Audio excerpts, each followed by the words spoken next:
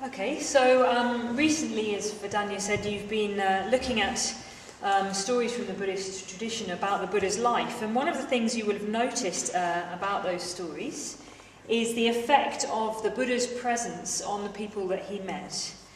And sometimes that was life-changing for people. Sometimes you could see that people's lives were going on in one direction. They met the Buddha and it transformed their whole picture of their life, the whole direction of their life. You could even say there was a turning about in the consciousness of those people, so that from that point on, everything that they did, everything that their life was about was different. And they had a different reference point, in a way, in their life. And I think one of the things that the Buddha did for people is he offered them a vision. He offered them a different vision of a way of being. He offered them a different vision of human potential. And those questions that are very important to us as human beings, those questions such as who should I be and what should I do in my life? What could I become? What is my life about? What direction is my life going in? All those things were answered by the person of the Buddha. In a way, the answer is to be like the Buddha. Everyone can be like the Buddha and follow the teachings of the Buddha. And what we find in the Buddhist tradition are these very beautiful stories, beautiful verses, particularly in the Pali scriptures, praising the Buddha. So, for example, we have the story of Sabir. And Sabir was a kind of wandering holy man, and he had a lot of questions. So he kind of had this sort of set list of questions. And he used to go around from teacher to teacher asking them this fixed set of questions. And he went to the Buddha and came to the Buddha and he said, well, actually the Buddha was the last teacher that he went to. And he was the last teacher that he went to because this was when the Buddha was a young man. And he thought, well, you know, he's a young man, he's not very practiced, and he probably doesn't know a lot yet, but, you know, I should give him a go. So he went to all these different teachers, and finally he came to the Buddha. And the Buddha said to him, yes, Sabir, ask me anything you like. And Sabir said, anything that I like. And the Buddha said, yeah, anything you like, just ask me. And he said, well, that's interesting, because most teachers that I've come to have got very defensive and even very angry when I've asked them questions that they couldn't answer. And the Buddha says, no, go ahead, anything you like. And so Sabir asks him one question, and the Buddha answers it, and another question, the Buddha answers it, and they go on like this, you know, and you can get the impression, in a way, I quite like Sabir, he sort of seems like quite a fiery young man, and, you know, he's just coming out with them like this. And everything that he puts to the Buddha just calmly, articulately answers. And you get the sense with Sabir that suddenly you sort of get the sense that Sabir starts sort of glowing. He starts kind of glowing because he's finally found someone who could meet him, who could meet that sort of energy and answer those questions without anger or defensiveness or trying to get it right or trying to look clever or special. He just simply, patiently answers each one again and again and again. And you get this sort of impression in this dialogue that something sort of grows between them that's beyond the questions and the answers themselves. It's almost like they're having two conversations. One of them is about the finer points of doctrine, about the way things are, and something else is happening, something else is growing between them, some sort of communication, a real communication. And finally, Sabir sort of erupts. He erupts with these verses of praise to the Buddha. He says, you saw what I was looking for, you knew what I was unsure of, and you carried me across. What mastery, what heights. This is the ultimate in wisdom. I can give nothing but respect, nothing but honour to this powerhouse of gentleness, this kinsman of the sun. You have cleared up all my doubts with the eye of your perfect vision. So this is wisdom. This is full enlightenment. This is what it's like to have nothing in your way. All worries have gone, disturbances cut out, and instead you have all that is calm, controlled, firm and precise. When you speak, the gods celebrate. When they hear you, they rejoice. You're a hero amongst heroes and a power among the strong. So you get this sort of sense that, you can read this dialogue, the question and answers between Sabir and the Buddha, but something else is happening, something else that deeply moves Sabir and gives rise to this kind of spontaneous verses of praise and devotion. When you speak, the gods celebrate. When they hear you, they rejoice. And you also get the sense that not only could the Buddha evoke something very strongly in his communication, but also he evokes something very strongly even by his physical presence. It's said that he was a very handsome man, which I'm sure helped a lot.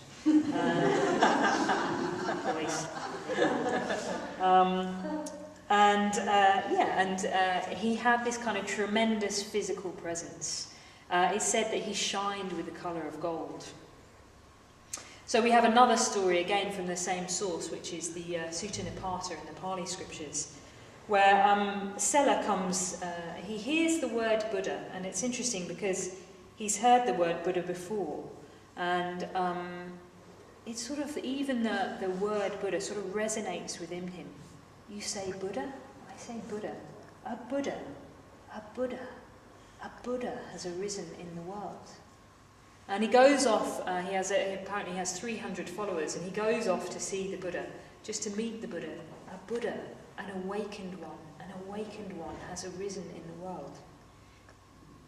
And when he reaches the Buddha, he's overwhelmed. He's overwhelmed simply by the sight of the Buddha, this great majestic presence, shining with the colour of gold. And he says, you have a perfect body, resplendent, well-born and handsome, of golden colour. You have bright eyes. You are great, straight, majestic. You shine like the sun in the midst of the assembly. You are the Buddha, the teacher, the silent sage who conquered Mara. O hero, stretch out your feet so that I may worship them. So again, very beautiful verses. He was sort of overcome just by the Buddha's presence, just by that sun-like presence in the midst of the assembly. And another sutta from the Sutta Nipata, another discourse from the Sutta Nipata, it said that to see the Buddha is to see brightness, the brightness of flames of fire, the brightness of stars crossing the night sky, the brightness and clarity of the autumn sun shining on a cloudless day. So from these early stories of the Buddha, we get a sense of what it must have been like to be with him. The brightness of flames of fire, the brightness of stars crossing the night sky, the brightness and clarity of the autumn sun shining on a cloudless day. That kind of great uplifting presence that the Buddha must have had, both in his communication with people and also by his pure physical presence. So the question that arises then is, what happens when the Buddha dies? What happened to the Sangha when the Buddha dies? What does the Buddhist Sangha do when the Buddha is no longer present in the midst of the assembly? And I think it's important to get a feel of this. Someone who's been so central, whose presence has reminded them constantly of what is possible, reminded them to keep the precepts, not to lose heart, to keep going with the spiritual life. Someone who reminds them of what is possible in their life. And also reminds them in a way of beauty, a vision of who they can become. In a way, they didn't need a lot else, they just needed this vision. This way, this is who you can be, this sort of powerfully resonating person. So what do you do when that person is gone? What do you do when there's that reminder, that sort of central figure within the Sangha, and that figure goes? Well, the clue, I think, comes actually from a much later tradition. The clue comes from something that was written possibly around the 8th century, by Yeshe Sogyal, who's a disciple of a teacher called Padmasambhava, who you may have come across. And there's a time when Padmasambhava leaves, and he's leaving for good. And she cries this long lament that her teacher is leaving, someone who's given her so much inspiration, whose mere presence reminds her of the value of the spiritual life. And she says, "The time has come to hide the Dharma like treasure in the shelter of body, speech, mind, virtues and words." So the time has come to hide the Dharma like treasure in the shelter of body, speech, mind, virtues and words. And I think this gives us a clue to what the early Sangha did, because what the early Sangha did with the parinibbana of the Buddha is that they hid the Dharma in the shelter of body, mind, speech, virtues and words. In other words, they hid the Buddha in stories, hid the Dharma in stories. So when we think about the transmission of the Buddhist tradition, what we usually think about is that Buddhism is transmitted by lists and doctrines. But it was much richer than this, and it is much richer than this, the Buddhist tradition. We can get to some of the ancient Buddhist texts and we can think, well, there's the 5 precepts and the 3 lakshanas and the 4 foundations of mindfulness. Pick a list. And we can think, well, that's the transmission of the Buddhist tradition. That's a real transmission of the Buddhist tradition. But actually, in early Buddhist tradition, it was the stories. It was the stories that were paramount to people. And the stories were turned over again and again in people's lives. The Buddha was evoked by his life. The Buddha was evoked by stories about his life. And this great storytelling tradition emerged within Buddhism. There was a storytelling tradition, but also paintings of those stories. Paintings, for example, some of you might have been to the Ajanta caves in India, which have paintings of these stories all around them. And these stories were vital to the early Buddhist tradition, and they're also vital now. They were much, much more popular than all the lists, and much more well known. They could have those paintings in the Ajanta caves because everybody knew what those stories were. So the early Sangha collected stories. They collected stories in the Pali tradition, the Pali language, in the Pali Jatakas, for example. There was an early poem by Ashvaghosha. He wrote something called the Buddha Charita in Sanskrit, which is a poem of the Buddha's life. And the early Buddhist schools such as the Mula Sarvastivadin, the Sarvastivadin and the Mahasangakas also kept a Sanskrit storytelling tradition alive. And they told stories about the Buddha and his contemporary disciples and his future disciples. And these are collected in a body of work called the Avadanas and were incorporated within the kind of canonical texts of Buddhism.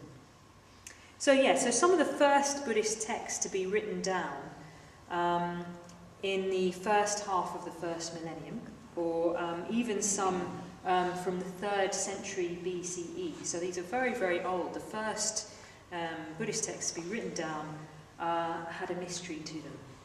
And this was a mystery that puzzled the men and women of the British Library who managed to get these texts from the Silk Road in China. And what puzzled them about the first Buddhist texts that were written down is 2 things. One, why were they in such big letters? And the other was, why were they such short sentences? So you can imagine all these academics really sitting on. Doesn't seem terribly intellectual to me. I think they're probably looking for some really in-depth Buddhist philosophy. And they puzzled around these texts for a long time in the British Library, and then they had an idea. They suddenly got it. Well, what these texts were, they were prompts for storytellers. So they were in big letters, and they were in short sentences, so that you could, a bit like this slightly long-winded text I have in front of me, the early Avadanis, as they were called, had much simpler texts with big letters and short sentences, so that they could elaborate on the stories as they went along. So some of these date really very early, the 3rd century BCE. And they were notes for storytellers. So the storytelling tradition in Buddhism is very, very early and very, very important, and still very popular in Buddhist countries.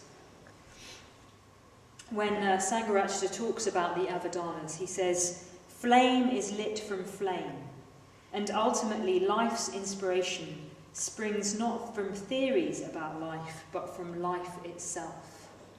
And in a way, this is what these early stories did. Flame was lit from flame, and the inspiration was from life itself, not just some complicated philosophical theory. So within these stories, what happened is the Buddha was imagined. He was brought to life in the mind, not just as a historical idea, but a lived presence in people's lives. And there were no images of the Buddha at that time. They didn't have what we call Buddha rupas, such as we have here, which are kind of figures of the Buddha. The Buddha was in the mind. The Buddha was imagined in the mind. He was evoked in the mind through these stories. And we get a sense of this actually from the time of the Buddha himself, when he was alive, of how this might have happened, how the early Buddhist tradition evoked the Buddha in their mind. And it's a story that some of you will have come across from Pingya. So Pingya was an early disciple of the Buddha. And he was an old man, and physically couldn't be present with the Buddha. He was too old to visit the Buddha, but he said that the Buddha was always with him. "You see, with constant and careful vigilance, it is possible for me to see him with my mind, as clearly as with my eyes, in night as well as day. And since I spend my nights revering him, there is not, to my mind, a single moment spent away from him. I cannot now move away from the teachings of Gautama. The power of faith and joy, of intellect and awareness hold me there. Whichever way this universe of wisdom goes, it draws me with it. Physically, I cannot move like that. My body is decaying. I am old and weak. But the driving power of purposeful thought propels me with it without break." So I think Pingya's story is quite interesting because it gives us an indication of how bringing the Buddha to mind was a practice in its own right. It was a practice in its own right, uniting the head and the heart. So I want to look at this practice of recollection of the Buddha, the qualities which one needs to practice it, and in a way how to do it. So I think the main way of evoking or recollecting the Buddha is to start with the stories of the Buddha. And you could start with stories from the Pali tradition, Sanskrit tradition, or modern retellings of the Buddha's life. And I know that over the past few weeks you've been looking at stories from the Buddha, from the Buddhist tradition. But it's got to be more than that. We've got to read those stories or to hear those stories, but we've also got to explore that in our own imagination. So imagination as an English word has been denigrated over the years as a kind of fantasy, a made-up fantasy. But actually, imagination is a very, very powerful tool. It's a very powerful tool because it transforms facts into something that we can live by, into deeper spiritual truths that can inform the rest of our lives. So how do we do that? How do we bring the Buddha to mind in imagination? How can we make what are simple facts about, or hagiography, which means, magical storytellings even, of the Buddha's life, into something that can influence our own lives, give direction to our own lives? Well, I wanted to look at how Pingya did it, because he mentions 4 qualities that I think are quite important in bringing the Buddha to mind. So the first one he talks about is the intellect. Buddhanusati, by the way, means recollection of the Buddha. Sati means mindfulness or recollection. Buddha means Buddha. Buddhanusati. Or not as Helen's little boy, he was here yesterday. He was getting it slightly, but it was Dubda. Buddha. Anyway, we played Spot the Buddha, and it was quite easy in the Buddhist Centre. We got it in the end. Anyway, so, Dubda Sati, Buddhanusati. So the first quality that he suggests is intellect. So it's quite interesting that you'd start with your intellect. For those who like Pali, Mano, the intellect, the mind. So we have to bring our mind to bear. We have to reason and think about the stories. And I think that the main question that I tend to ask myself when reading the Buddha's life is to think, well, why? Why did this happen? And what is the deeper relevance for us now, living in the UK 2,500 years later? And maybe when you're reading the Buddha's literature, and some of it is very, very old, and you're meeting a different culture, sometimes doubts arise and scepticism. And I think it's important to get into dialogue with that. It's okay if doubts and scepticism arise. That's part of the functioning of our minds. But it's to get into a kind of healthy dialogue with it. What does this mean? Am I looking at it deeply enough? And and to ask questions of the texts themselves.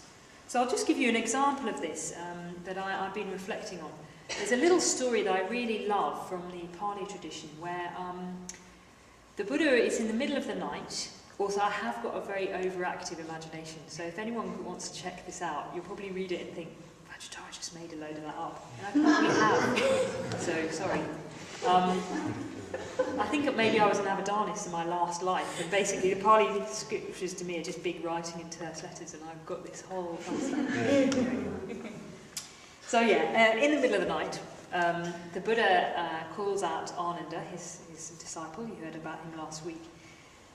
And so this is the middle of the night, the Jeta Grove in Shravasti, and he says to Ananda, do you approve of Sariputta? Now Sariputta is the Buddha's main disciple, so it's a bit of a leading question really. I don't think Ananda at that point is going to turn around and say, no, I hate his guts. It's really boring. So there you go, the Buddha just called out his disciple in the middle of the night and said, do you approve of Sariputta equals my best mate, So he says, do you approve of Sariputta? And Ananda said, well, you'd be mad not to. He's of clear wisdom, he's of bright wisdom, he's of sharp, penetrating wisdom, he's a great man. And the Buddha says, yes, so it is. And then they start to have this dialogue where they just rejoice in the merits of Sariputta. So just sitting there, two old men, he was an old man by this point, two old men, two enlightened old men. Well, no, Ananda wasn't enlightened, sorry. But the Buddha was enlightened. Ananda was pretty special. And they're sitting there in the middle of the night, they're just talking about Sariputta, who is enlightened, and they're just rejoicing in his merits in the middle of the night, two old men. And then something extraordinary happens, which is that all these devas, so the devas are kind of like these angelic, godlike figures, come and start rejoicing in the merits of Sariputta too. And it says they start to shine and glow in different colours. The more they rejoice, the more they start to shine, the more brightly they shine, like the sun on a clear autumn day, like jewels, like gold, all these different colours, and they light up the Jeta Grove. So the Jeta Grove is getting a bit cosmic now, with different coloured lights shining and rejoicing, and there's this whole kind of thing that goes on in the middle of the night. And then they all just stop that and go to bed. So what an extraordinary thing to happen in the middle of the night. First of all, why does the Buddha just get Ananda in the middle of the night to just rejoice about his chief disciple's merits? And who are the devas? Who are these angelic figures? And you could completely dismiss that whole story. You could just say, well, it's a lot of kind of ancient Indian nonsense, about devas and who are devas, and we don't believe in that kind of thing in the West anymore. You could just say, it's a folk tale. But I think it's much, much more significant than that. I think it's deeply significant that the Buddha rejoiced in his disciples' merits for absolutely no reason. There was no reason, no one was there, not apart from the devas. There was no he wasn't making a point to the assembly, he wasn't telling anyone a moral point. You've got to rejoice in people's merits, it's very important, everyone does that. He knew what Ananda was going to say. Ananda didn't need telling to rejoice in anyone's merits. They just rejoiced. And who were the devas? Well, I'm not going to tell you what I think. I'm just going to leave that question, that image, that story with you to maybe work out who are they? What is going on there? What does that say about enlightenment? What does that say about the enlightened mind? That it would rejoice in the disciple of in his own disciple's merits for no reason. So yes, that's what I'm thinking about, bringing the intellect to bear on these stories. Why? What does it mean? What's it trying to signify about the enlightened mind? What does it signify about my life? And we also bring to bear the quality of mindfulness for those who like Pali, Appamada and Sati. And one translation of these words means keeping in mind what is positive. So in those sort of stories, we start to see the qualities of the Buddha, and we reflect on them. And one of the questions that, some of you actually might have started asking yourself is, what would the Buddha do? In this situation, what would the Buddha do? So it's keeping in mind the Buddha's qualities, and always asking yourself, keeping them in mind, what would the Buddha do? What are his qualities? What qualities am I trying to develop? And actually, in early Buddhism, this became quite a formalised practice. So the formalised practice, you would go through certain set qualities of the Buddha, and you would reflect on those qualities of the Buddha and try and keep them in mind all throughout your waking, perhaps even sleeping day. So I'll just go through those lists of qualities that are the traditional list. Some of you may have heard them before. The Buddha really is the richly endowed, the free, the fully and perfectly awake, equipped with knowledge and practice, the happily attained, knower of the worlds, guide unsurpassed of those to be tamed, the teacher of gods and humans, the awakened one, richly endowed. So you go, you bring these qualities to mind, one after the other. And I get the sense in early Buddhism, it wasn't just you'd bring it as a sort of abstract quality to mind. You would know the stories of the Buddha, and you would bring to mind those stories that reflected those qualities of the Buddha. So yes, you'd learn them, you'd recite them, you'd reflect on them. You'd reflect on them during your day. And in a way, then you get a sort of sense of not only the Buddha's qualities, but your own qualities. The Buddha's qualities are the qualities that you value, that you want to implement in your own life. So you start to reflect on these all the time. Well, these are the qualities. This is what I want to be. This is what I value in life. And in a way, by reflecting on those qualities and respecting those qualities of the Buddha, you're sort of saying yes to those qualities. They're free. Yes, I want to be free. Me too. These are valuable qualities of the world. And you look up to those qualities and you want to emulate those qualities. So I thought I'd just give you an example from my own practice. I did take up the Buddhānussati practice in this very formalised way. And I do know quite a lot of stories about the Buddha, so I could reflect on them quite a lot using these qualities. And the one that I found kind of most profound in my own life was the quality of him being what's called Sugata, or the happily attained. Actually, it means something a bit deeper than just the happily attained. It's sometimes translated as the well or the thoroughly gone. I like the way I was writing this, I'm thinking, why couldn't you have chosen another slightly easier, simpler quality? Anyway, so the Sugata, thoroughly gone, well gone. But where has he gone? Where has the Buddha gone? Well, it's a mystery. It's a mystery where the Buddha goes. He's beyond birth and death. Buddha Ghosha, who's the great 8th century commentator on the Buddha, says he has reached the good road, gone to happiness because complete. Yes, he's gone to happiness because he's complete. He's not searching for anything. It's done. It's a thorough job. There's no more searching. And as the Buddha says of himself, my deliverance is unshakable. This is my last birth. There is no renewal of being.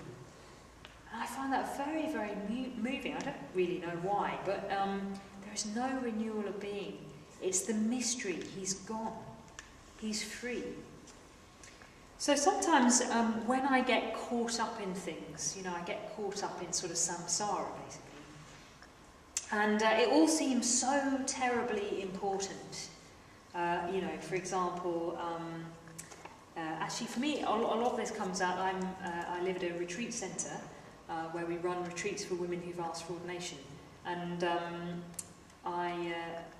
one of my duties is to be in charge of the kitchen, which is a great practice, actually, being in charge of the kitchen, because you just realise you're not in charge at all. And someone does something like, this is my kitchen, and things are completely in the wrong place, and I leave a list of instructions and no one follows it, and I've got to plan the whole recipe, and then you find out someone's been eating the cheese in the middle of the night, and but it all worked out and it just does not follow to plan. And I get a bit irritated by that, and maybe I start, goes around my mind, people, and then it's like suddenly I just look up. I look up from this little kind of inner crisis I'm having, which I have to say is deeply boring and unpleasant. And then I look up and I think, Sugata, just well gone. It's like the Buddha's just in a completely different frame of reference beyond those sort of games that I play. I mean, in the end of the day, who cares? Who cares about aubergines?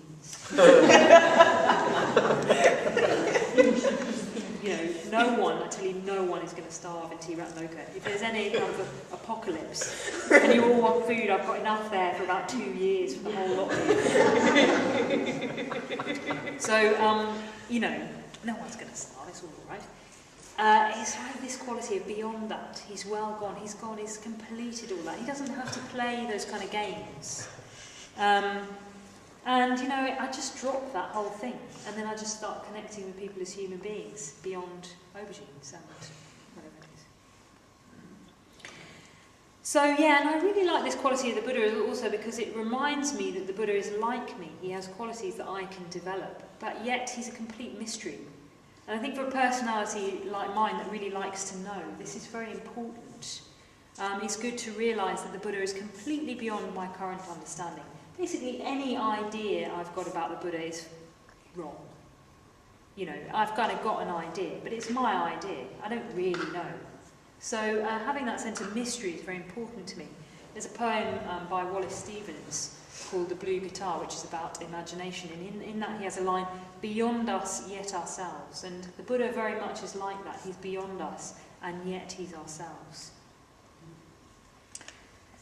So we've got intellect and mindfulness, keeping those qualities in mind, but there's also the quality of faith. And this is not blind faith. Some of the stories, particularly from the early Sanskrit tradition, are really quite magical. They're a little bit, we might say, far-fetched. And it's not that we have to believe all those stories completely literally. I think faith means, in this context, that not only do you say yes to those qualities, but you're saying yes to developing them in your own life. It means that actually you want to move towards those qualities. They're attractive, and you want to move towards them. There's a paper that Subhuti wrote called Reimagining the Buddha, and in that he says, there is a deeper issue going to the heart of what it is to lead the Dharma life. Unless we can truly imagine the Buddha and his enlightenment in a way that stirs us deeply, we cannot mobilise our energies to go for refuge to him. So I think that's what we need to do, is when we imagine the Buddha, we need to allow those stories to stir our depths. Sangha, when he talks about the early storytelling tradition, he says that in a way you have to read them like poetry that moves you very deeply, that's trying to communicate something in a way beyond even the story, beyond even the words.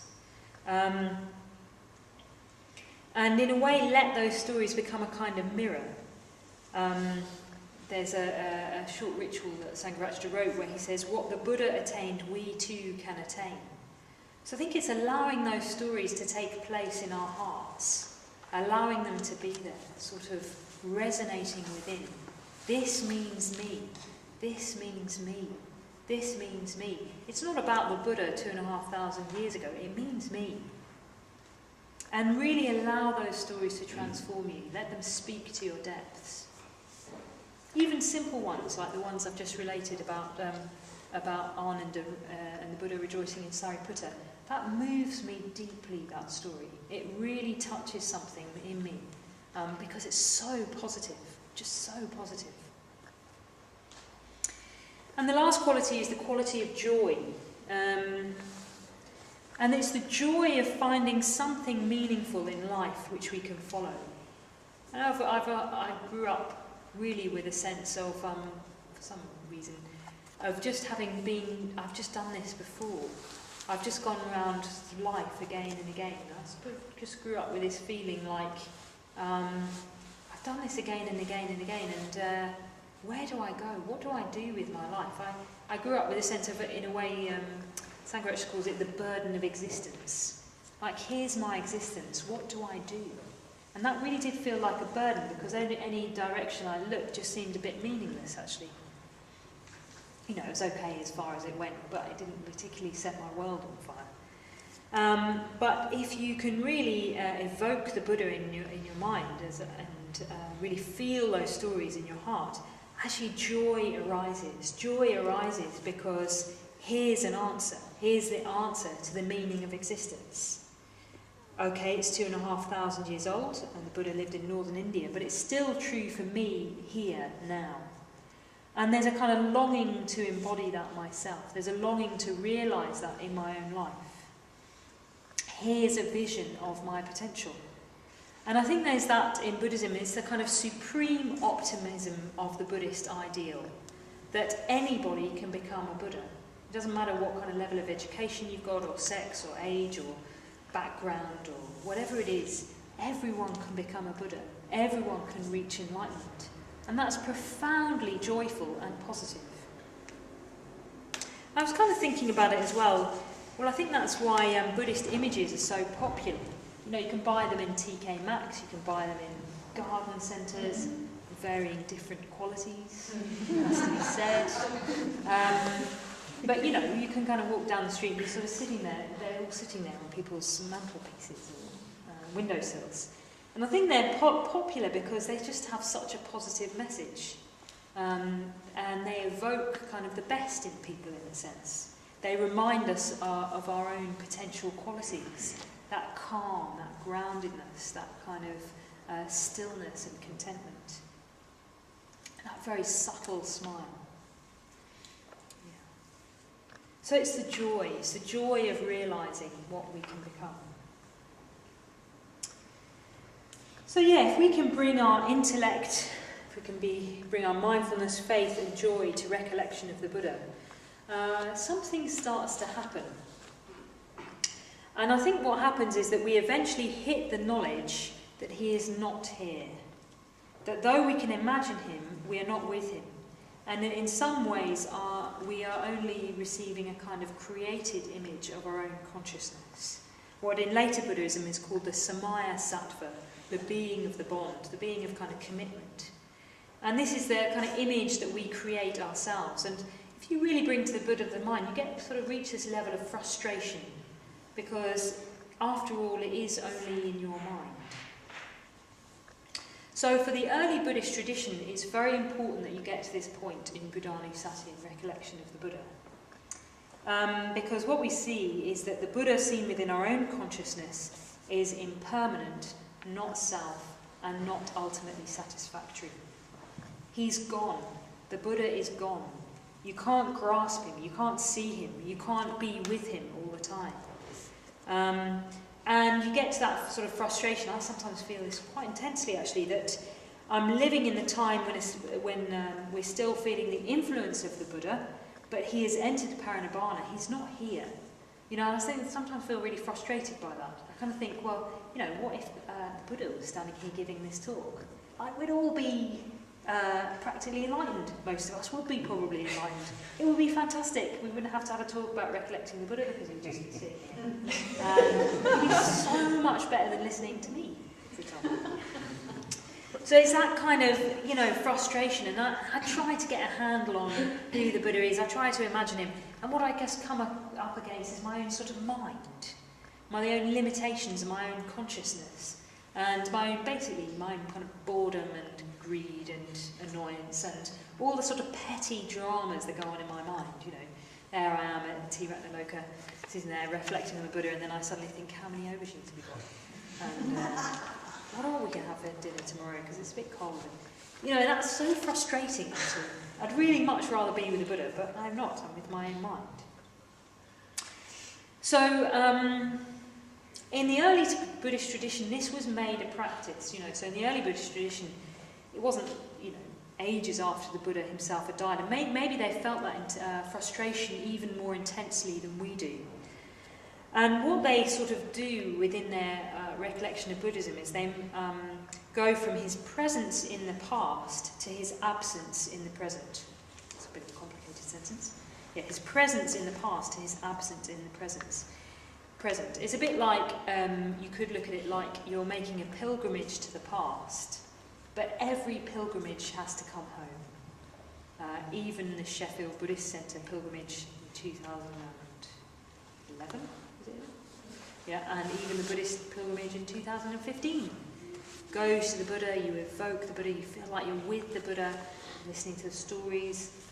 It's such a profoundly moving experience. And then you come back to Sheffield, which is wonderful as well, but it's not where the Buddha lived. I'm sorry to say. So this was very important. It was made a feature of early Buddhist recollection of the Buddha.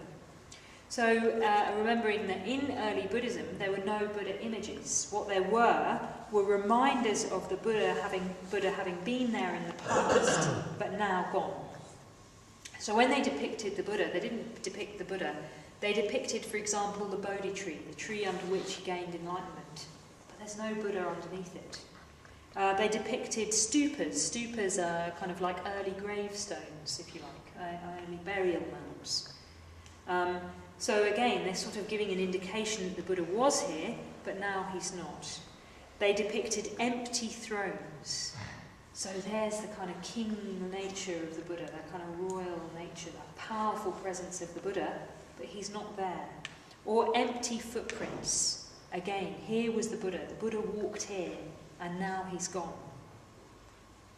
And there's speculation that the early Buddha rupas, the early sort of clay forms of the Buddha, were meant to be destroyed at the end of every puja. So they didn't try and make the Buddha there. They tried to depict a kind of sense of the Buddha, but also his absence. And when, apparently according to modern scholars, when they did start making figures of the Buddha, they always put them in conjunction with a reminder of the Buddha's absence, so particularly with stupas. So a lot of early Buddhist art and iconography, what you'll get is you'll get the Buddha rupa, but he'll be sitting within a stupa, or sitting around the edge of a stupa. So again, you have a reminder that the Buddha is gone. He's entered parinirvana. He is not here. And yet he was, and yet he still has an influence. And so this kind of juxtaposition of presence and absence sets up a tension. It sets up a tension in one's own being. It's not just enough to read the stories or even to reflect. We have to realise the Buddha himself. We have to become one with his mind. We have to become the Buddha, or even just long to become the Buddha. We have to meet the Buddha outside of time. What's called in the later Buddhist tradition the jnana sattva, the wisdom body. And in the early Buddhist tradition we find a very important story where the Buddha says, "Enough of this filthy, stinking body. He who sees the Dharma, he who sees the truth, sees me." So this is what the early practice was about. You get a pilgrimage to the past to evoke his presence, and then you come back to the present and evoke his absence. And this sets up this sort of tension where you just long to be actually at one with the truth that he has realised. And that is the only way that you're really, really going to see the Buddha. That's the only way that you can be one with the Buddha. Which is good, because it means that if we recollect the Buddha and we're frustrated, that's a good thing. Make something of it. And this was the theme again of later Buddhism, where the Buddha was said to be always preaching on the vulture's peak.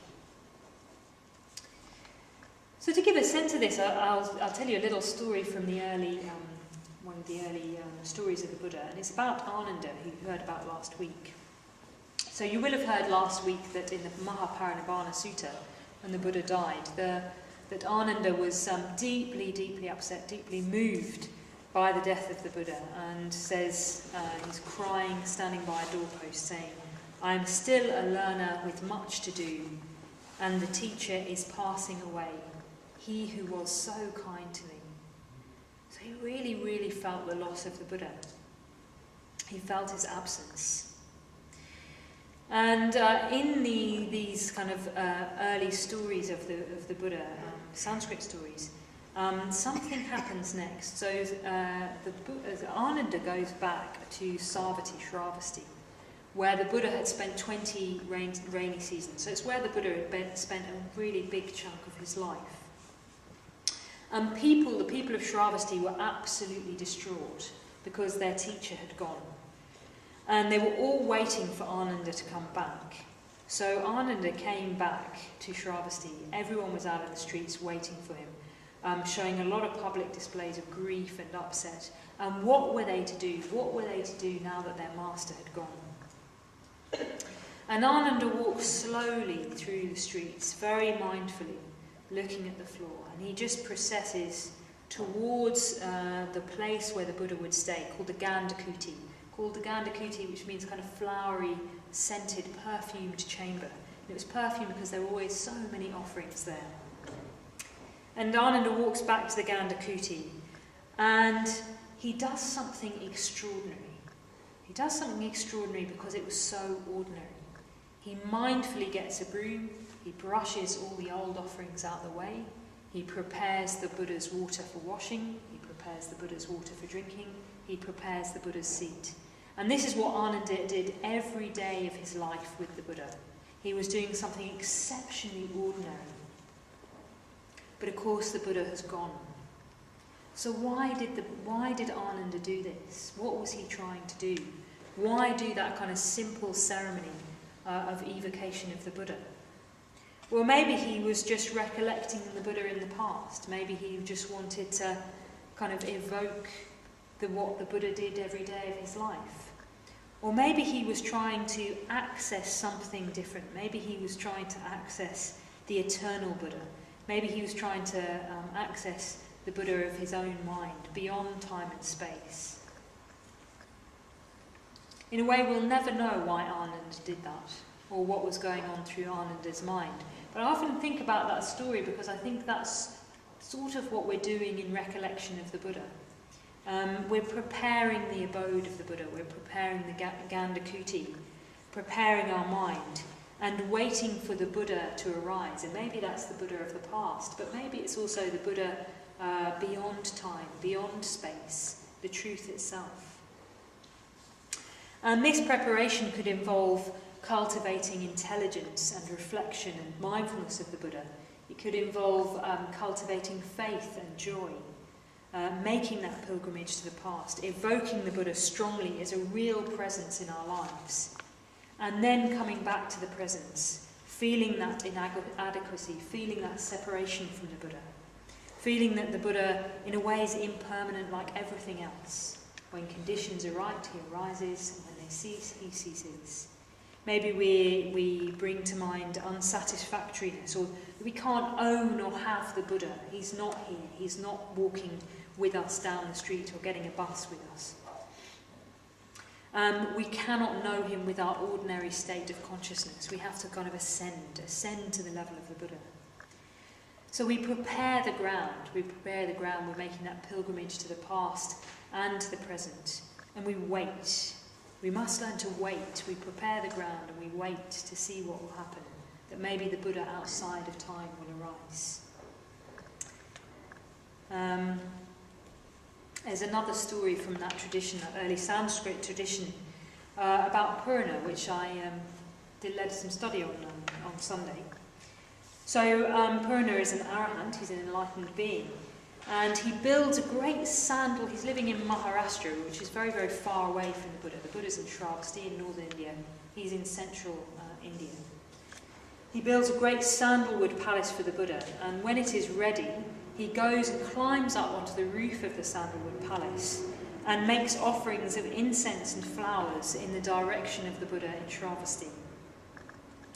And these incense and flowers make this sort of magical Gandakuti, this magical sort of flowery, perfumed pavilion that's blown towards the Buddha in Shravasti. And I really love this image of this enlightened being, this great being. He set up this enormous Sangha in Maharashtra and climbing up onto the roof, just offering to the wind to be blown towards Shravasti. I offer the white flowers of my longing to the wind, to be blown towards Shravasti, to lie at the feet of the Buddha. And that's what Purna does, to be offered to the wind, to be blown towards the feet of his teacher. And Purna waits.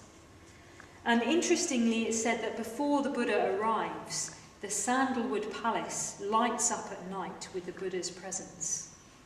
So even before the Buddha arrives, that sandalwood palace is alight. And so it is with us. If we bring to mind the Buddha, even before the Buddha really arrives in our consciousness, the sandalwood palace lights up with the Buddha's presence. So in imagining the Buddha, we're imagining something beyond us yet ourselves. We imagine him with the qualities of intelligence, mindfulness, faith and joy as the great mystery, but also something that applies to us. We make a pilgrimage to the past, evoking the Buddha's presence, and then we return to the present, evoking his absence. And then we wait. We wait with that presence and absence. We wait for the Buddha outside of time to arise. So I'll end by a lovely poem from the Therigatha, which I noticed that you've been looking at as well. So the Enlightenment songs of the early Buddhist nuns. And this is one from Sundari. Sundari means beautiful. She was a disciple of the Buddha, and it's from her teacher. Sundari, go and see the golden teacher with his golden skin, who tames the wildness of our minds and is enlightened, unafraid. Go and see the golden teacher with his golden skin, who tames the wildness of our minds and is enlightened, unafraid. Go and see the golden teacher with his golden skin, who tames the wildness of our minds and is enlightened, unafraid.